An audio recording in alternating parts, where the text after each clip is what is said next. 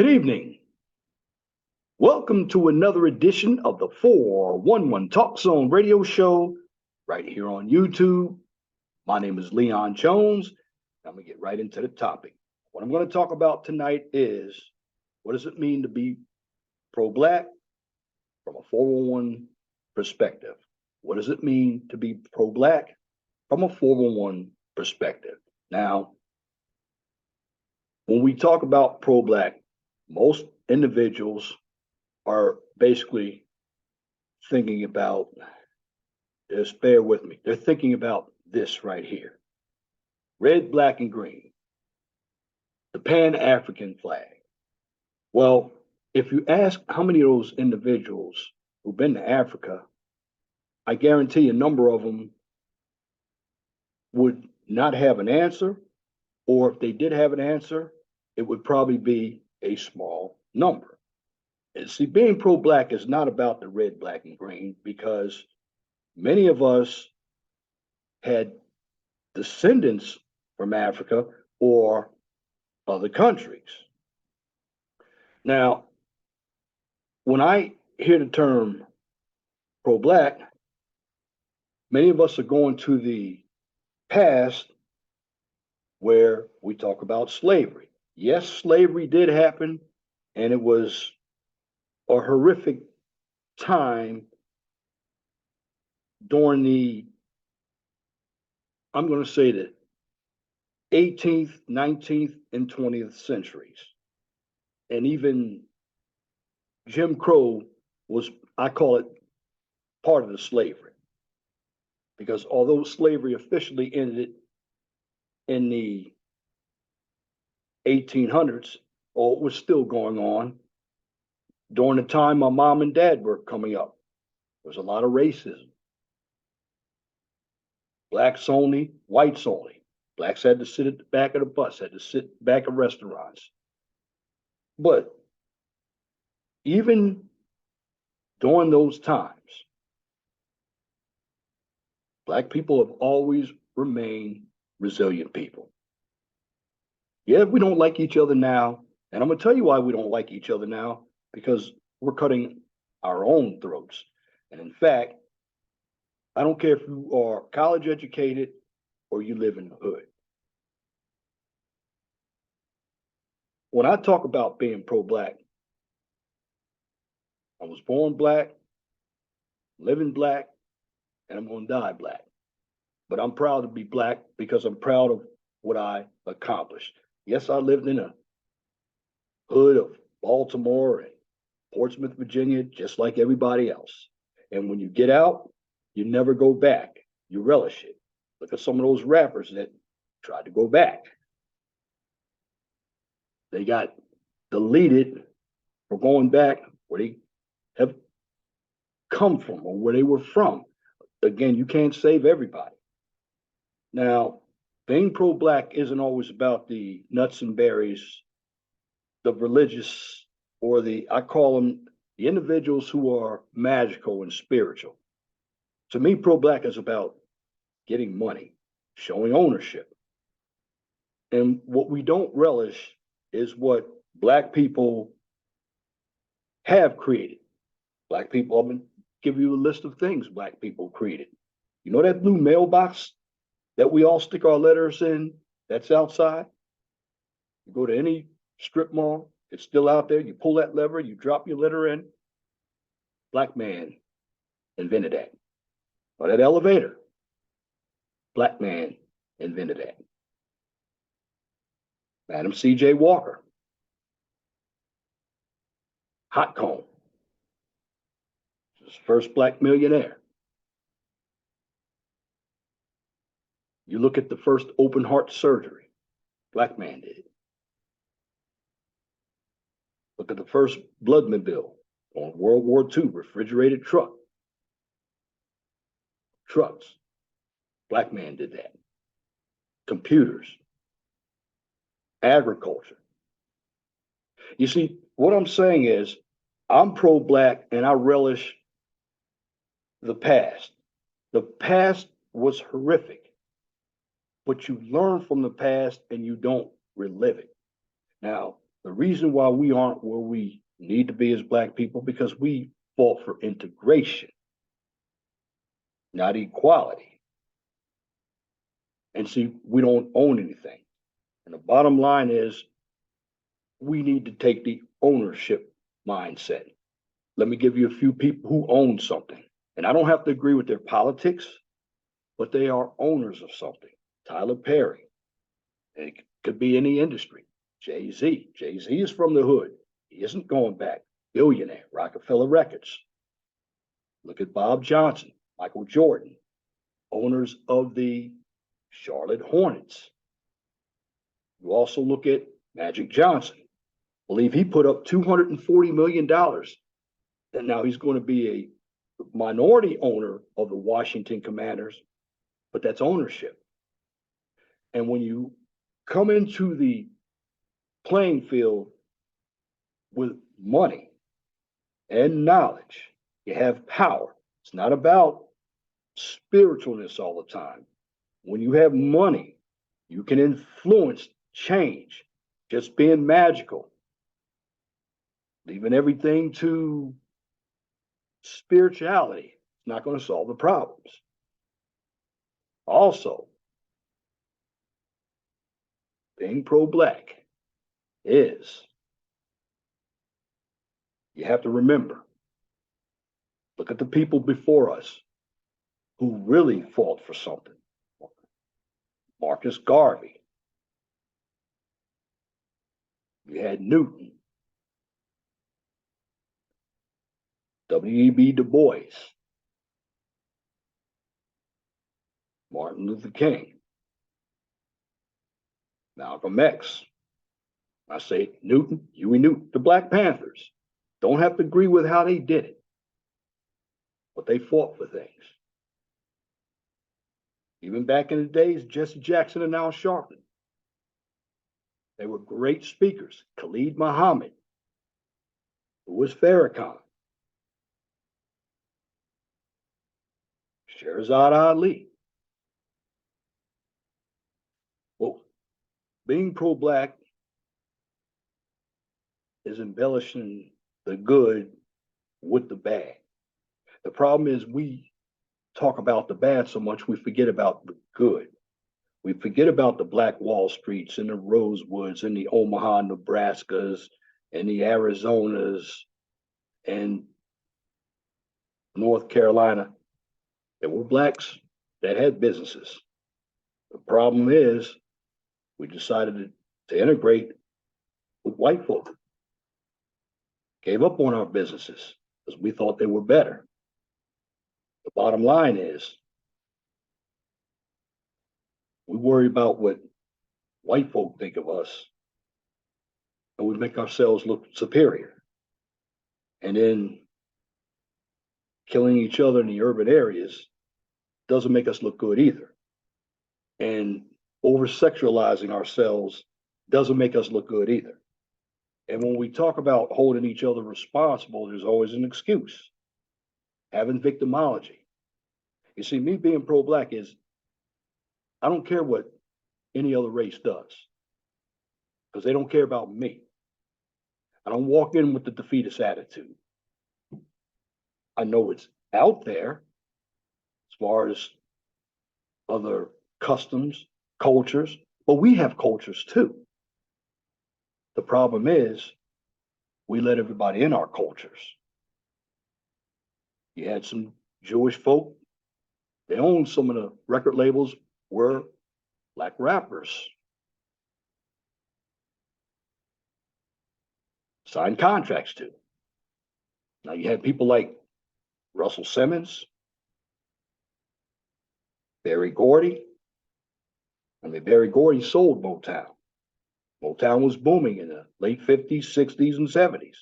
He decided to sell it. Russell Simmons. It was prominent in the 80s. These are individuals who got out of the hood and made it better. Again, rap music produced a lot of Black millionaires. But the problem is, we were on somebody else's record label. You look at all the athletes, black, better athletes than anybody else. Problem is, we're still employees. But let me go back to some musical groups. You look at people like Elvis Presley. You ain't nothing but a hound dog. That's one of the big songs we all know. He didn't originally write that. Black man wrote that. And if you look at the movie A Few Good Men, starring Tom Cruise, you're going to hear a version from a black man who's saying, "You ain't nothing but a hound dog." And it sounds totally different from what Elvis did. So Elvis, he took his style for black people. You look at individuals like Justin Timberlake. In fact, Pharrell wrote a number of Justin Timberlake songs, I believe. He had an R&B influence. Suit and Tie, song that came out in 2013 by Justin Timberlake. He had Jay-Z in his video. You see, we had the culture, but we allowed too many people in our culture. The clothes, the slang, the swag. We have the culture. Food. We're some of the best cooks out there. We know how to season our food really good. But again, we haven't made use of our own talents for ourselves. We've been told we had to go to college, get a degree, work for somebody else. You don't need a degree these days.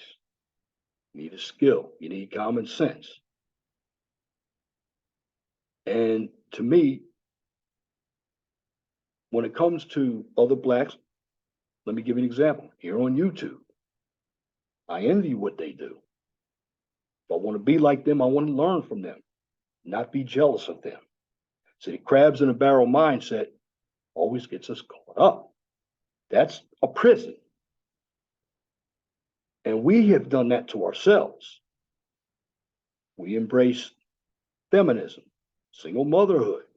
That's not pro-black, that's poverty. We vote for one party, the Democratic Party. Although they seem like they're your friends, they're not your friends. They're really stabbing you in the back. They think you're stupid as black people. Now, I'm not saying much for the Republican Party either. But being pro-black, to me, means I relish the accomplishments. And if we really want reparations, I'm going to swing it a different way. I know whites have treated blacks wrong. Not all whites. And not all whites are bad. See, that's the first thing.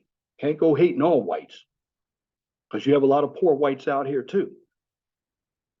What I get upset about is you have too many of these other groups coming over here. They have culture, they have money, but yet they're complaining. And I don't know why they're complaining. They should give us the reparations. Why? Because if it weren't for the civil rights movement from us, wouldn't be affirmative action for white women. That's right. White women benefit more from affirmative action than black people do. You look at the Indians, the Chinese, all these other minorities come over here. They get money for businesses, but we don't.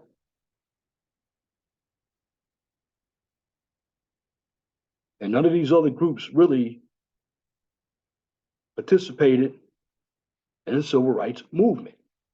None of them. Now, we have a number of blacks who are running cities. That's an executive position. The problem is, many of them are not competent. You look at Chicago and Baltimore, Detroit, Milwaukee, New York, Philadelphia, Los Angeles, Houston, Atlanta, even some smaller cities like Rochester, New York, Buffalo. They're run by black people and running them into the ground.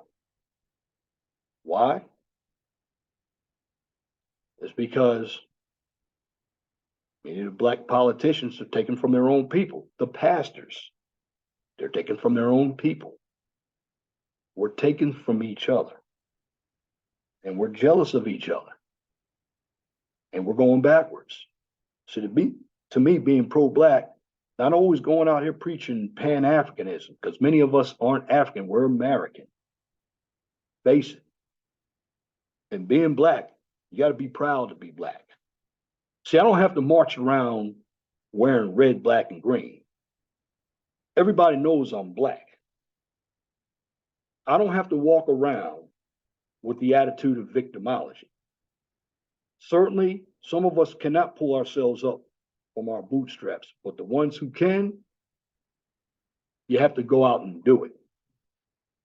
And when I mean do it, if you want power, you got to have money. Many of us who have money, many of us aren't investing in each other. And that comes from the jealousy. Jealousy and envy is keeping us from economics, lack of knowledge of politics. See, many of us are still thinking back there in the civil rights movement. Civil rights movement is gone.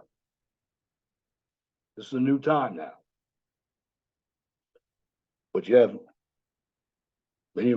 many sisters out there, they believe in the feminism. They believe in the alphabet community. And more belief in that than believing in the brothers. It's another problem. You have many of them, sisters, who are insecure about how they look. It's true. That's why they go out there and get somebody else's hair. Put a bunch of makeup. They're trying to be Eurocentric. Many of them look the same. Now, again, this is not about black women, but I'm telling you, they're not happy to be black. See, being pro-black means you're happy to be black. And I'm proud to be black. I'm proud of what I accomplished. Now, some people may disagree with what I say, but I'm not going to sell out for anybody.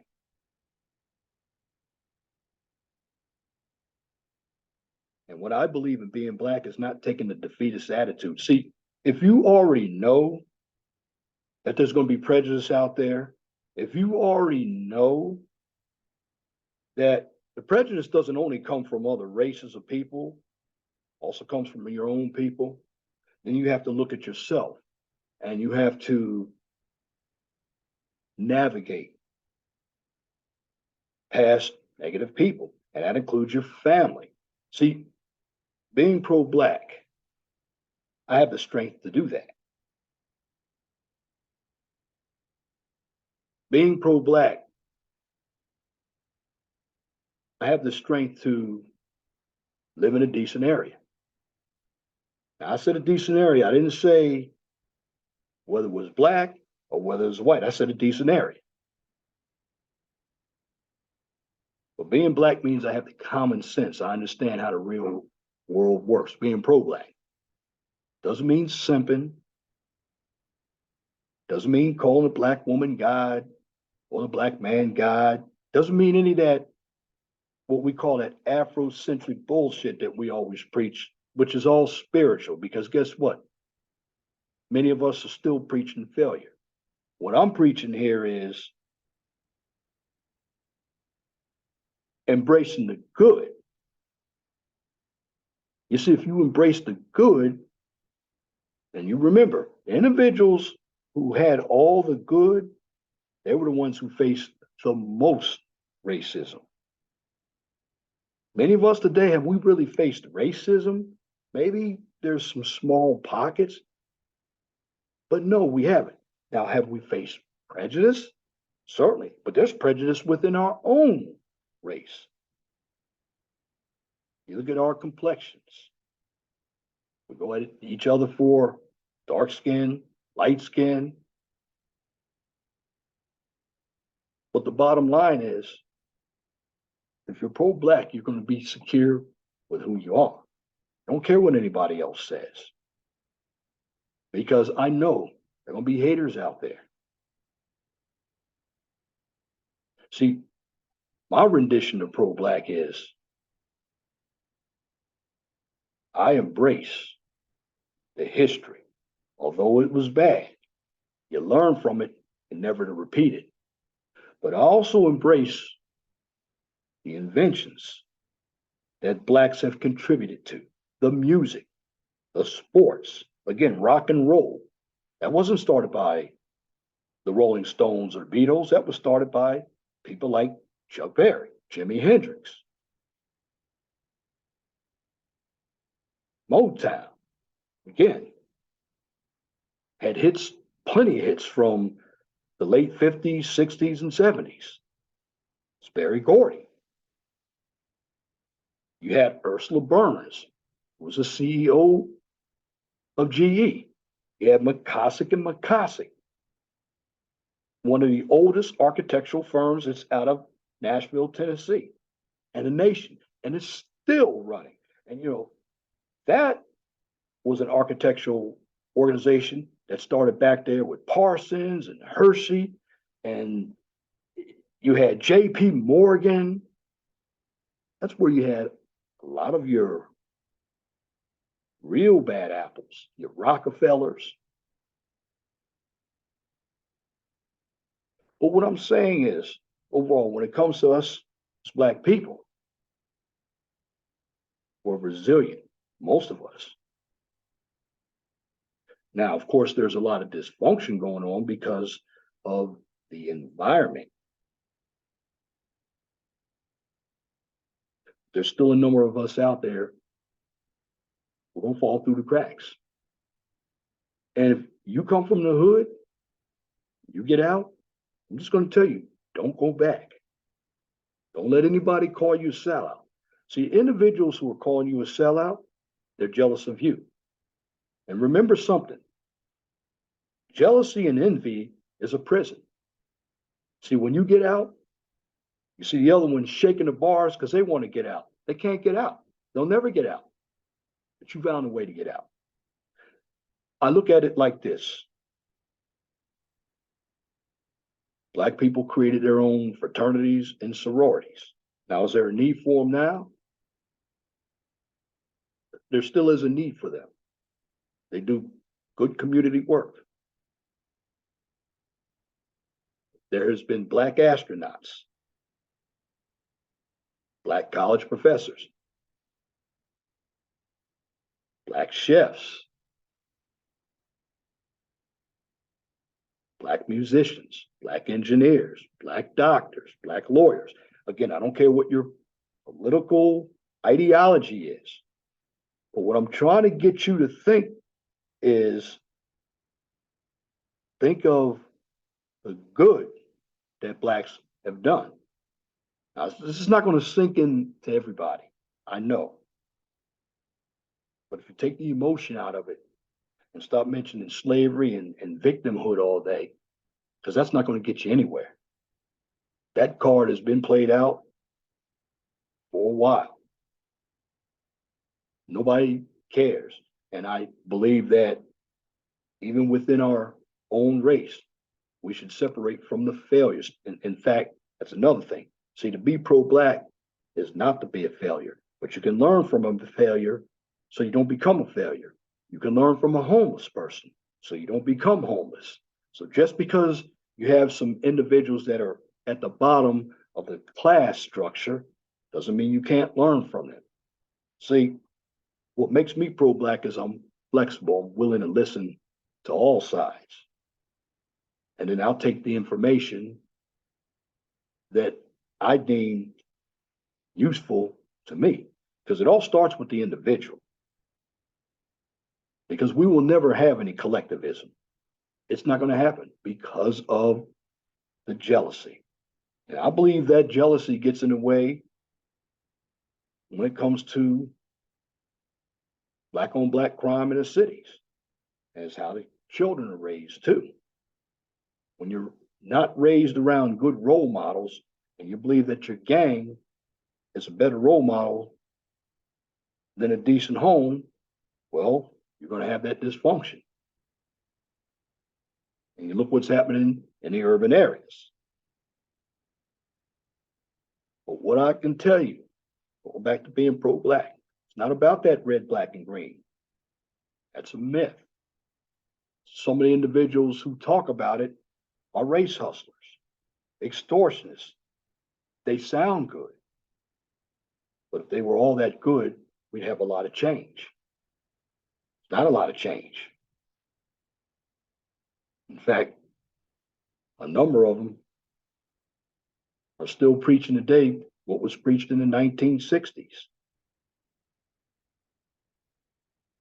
And we're flat. In fact, we hate each other more than anything. You look at what's being played on the radio, on television, when it comes to us, over sexualized. You see black men in dresses.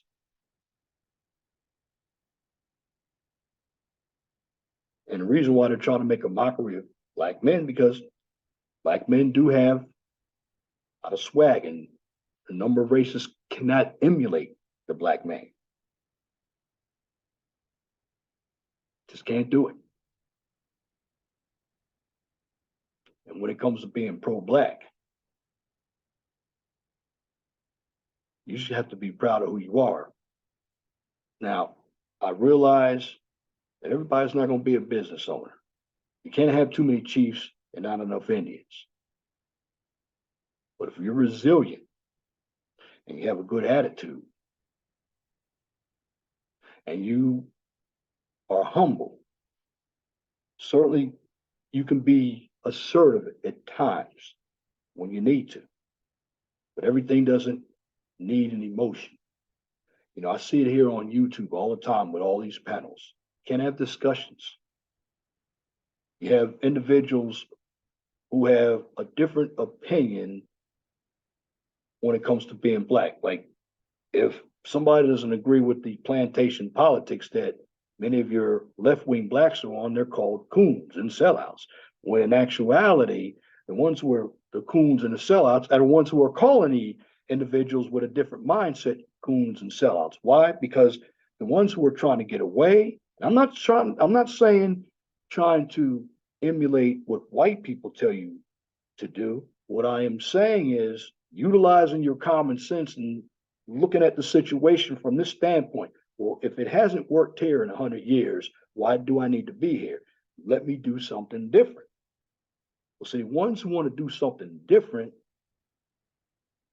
they're called the coons and sellouts, by the ones who are going to stay in abject poverty and failure. But the ones who are going to go away and do something different, they're going to be ostracized, and they're never going to be celebrated. See, we celebrate individuals who come from jail. We'll throw a party for them. But the individual that goes to college, we call him a Gillian. We call him a square, a lane.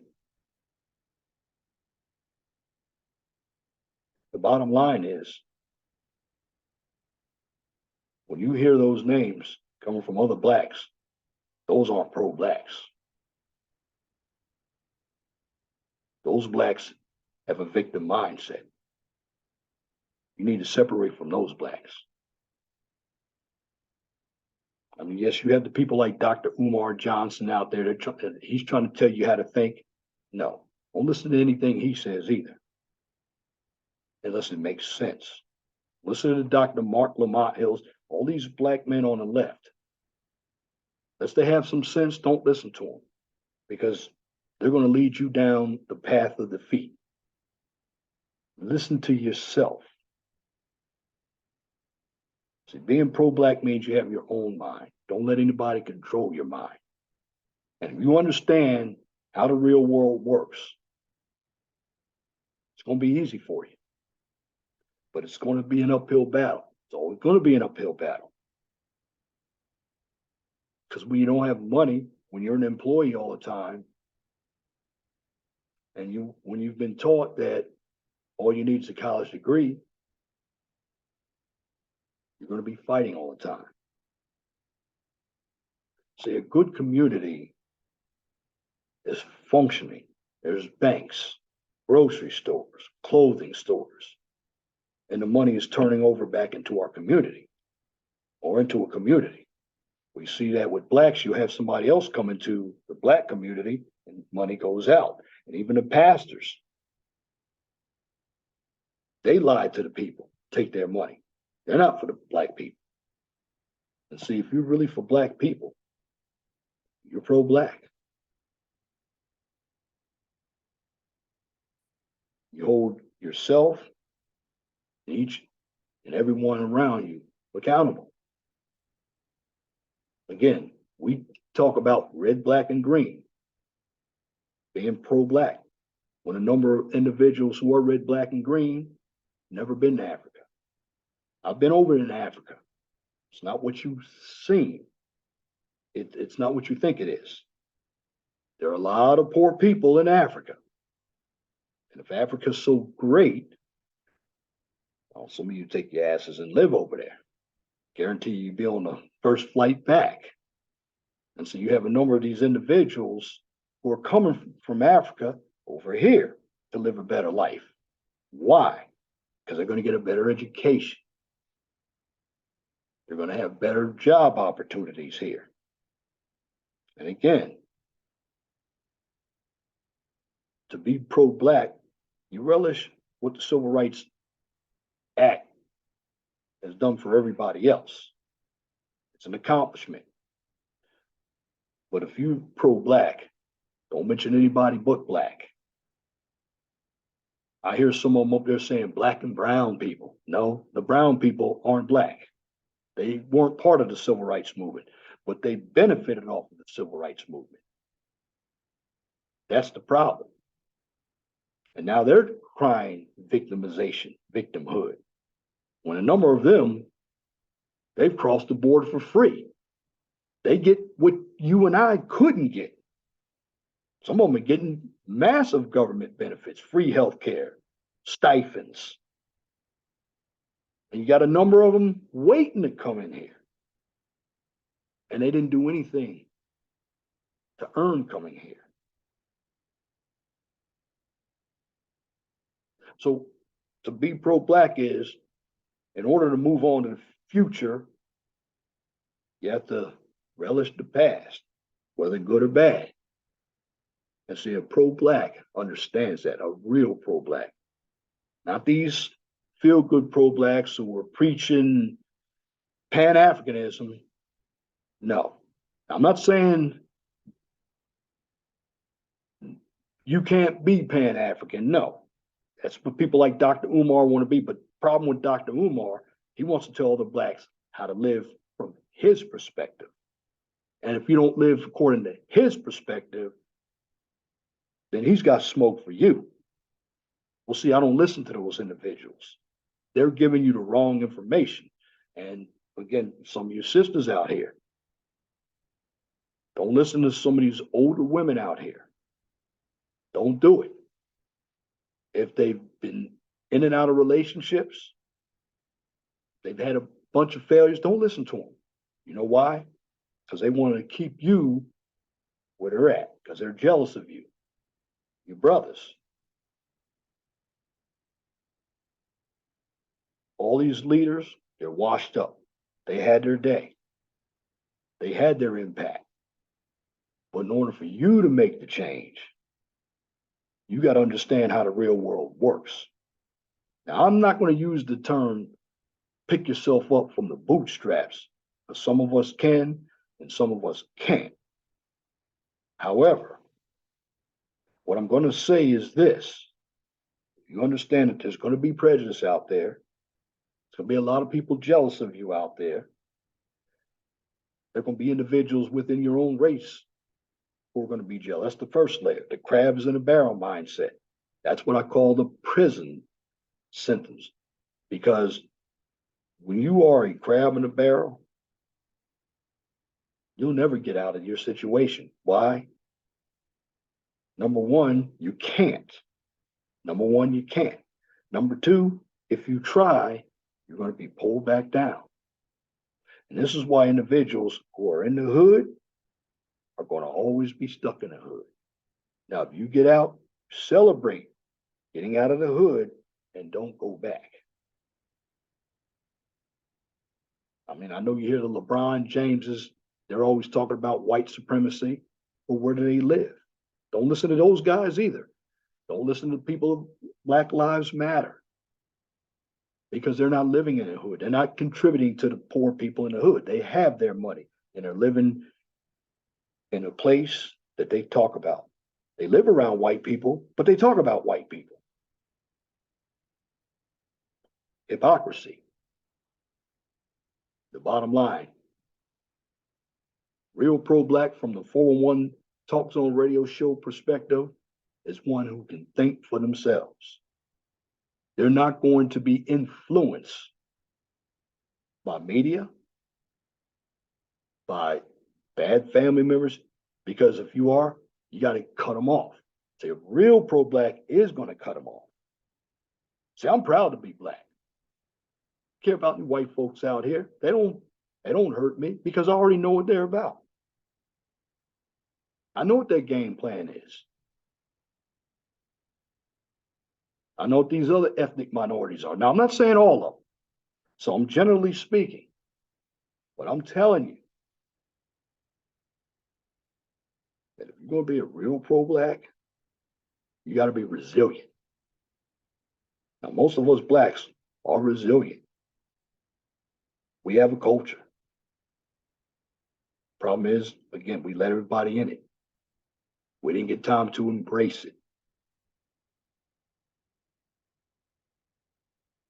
I mean, I don't like, and I got a problem myself too, and I admit it.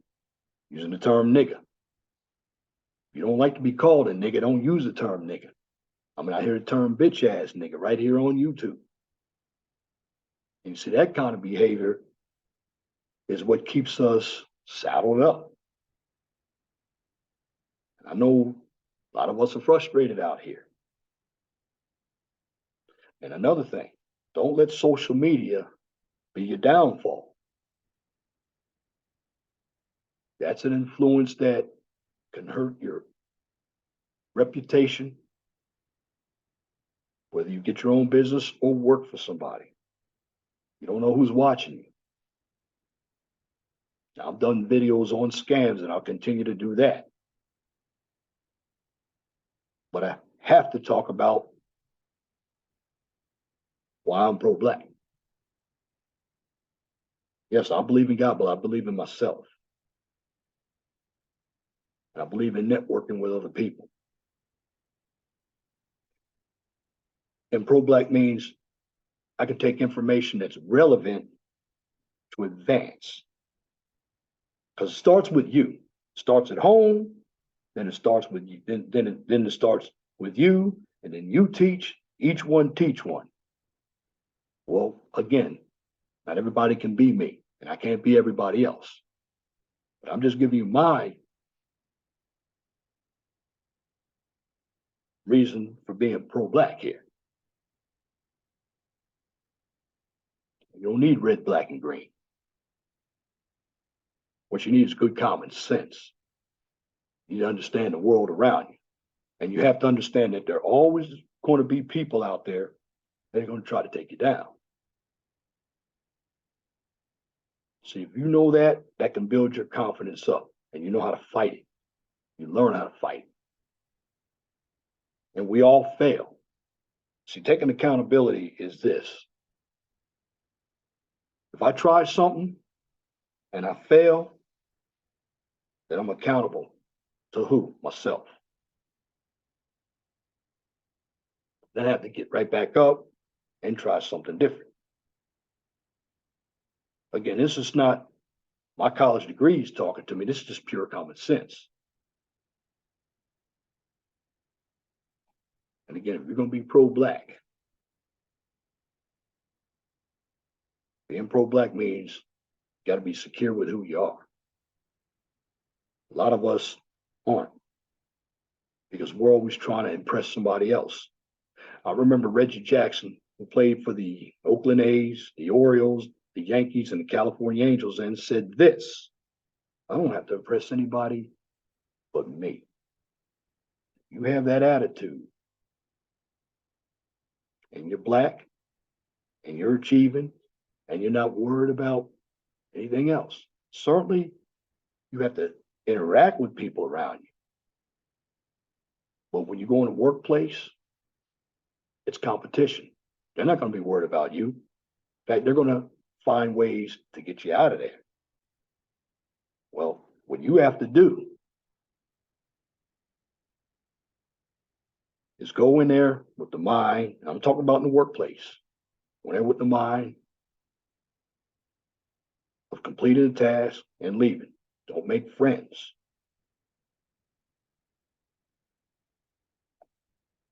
And when you have a business, don't get involved with family. Family, and I've done videos on this, is overrated. Family's not there to help you either. See, when you're pro-black, real pro-black, you know you're black, and you know there are going to be odds against you, but you can still win if you get the knowledge. A lot of people don't have the will to fight or the resources to fight. That's why a number of us are going to always be where we are. Now, are they comfortable where they are? Some are. Some cannot get out of the situation. I understand that. However, realistically, if you help somebody or make an attempt to help somebody and they don't appreciate you, don't help that person again. And I've helped my fair share of people in school, at home, and they didn't appreciate it.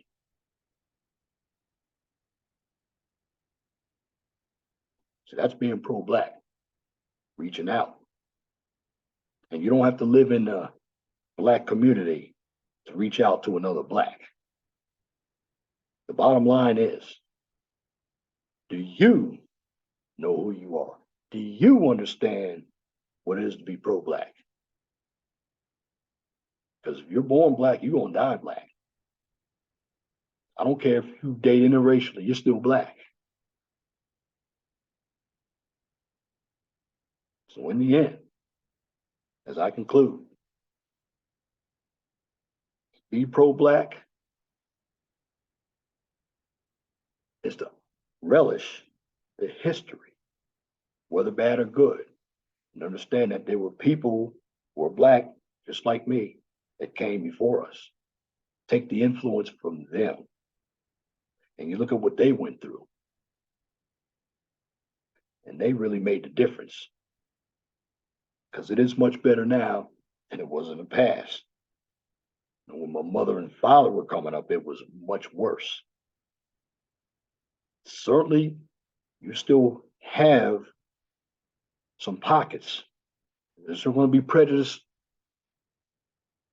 coming for you every day. They might not like your glasses. Might say my glasses are on crooked. Might not like my nose. Who cares?